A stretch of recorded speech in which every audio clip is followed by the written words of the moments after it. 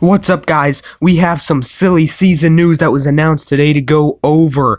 It is that Aric, Almirola, and Smithfield have signed a contract for next year, 2020, with Stewart-Haas Racing and that 10 car in the Cup Series. So this means that Aric Almirola will be staying in that number 10 car with Smithfield as his primary sponsor.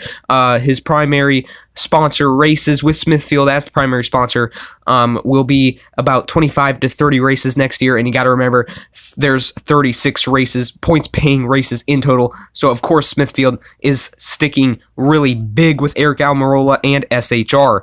It's nice to see Aric Almirola back in that 10 car. Next year will be his third year in that 10 car. Last year was his first. He got one win, and he made the round of 8, got one win at the second Talladega race, finished 5th in points, just barely didn't make it to the championship 4. This year he made the playoffs but got eliminated in the first round. Doesn't have a win yet this year, and we'll see what he could do next year in 2020. Aric Almirola in the 2 seasons he has had with Stewart-Haas Racing has equaled more top 10s and top 5s than he has had at any time in his career with Richard Petty Motorsports or DEI.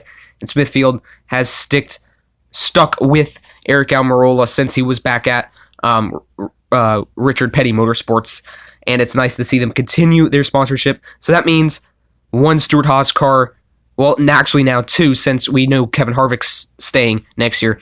2 Stewart-Haas cars are confirmed for next year, so that means Cole Custer's not going to the 10. 14, 41 still open, but Suarez still has sponsorship, and Bowyer's doing pretty well in the playoffs. But Suarez, man, still didn't even make the first round of the playoffs, round of 16 yet this year. So that's really bad for Daniel Suarez, but he has the sponsorship, and Bowyer doesn't, so that could be troubling for Bowyer. And we also have some more news to go over.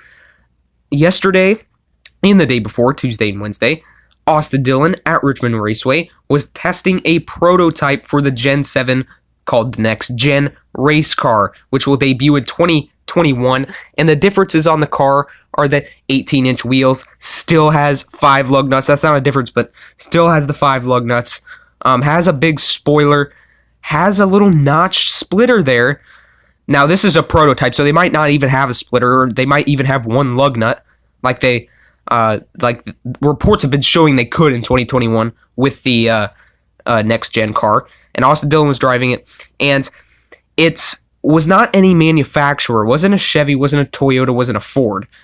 It was built by RCR in collaboration with NASCAR to fit NASCAR's parameters for the NASCAR wind tunnel, the parameters for that to fit in there.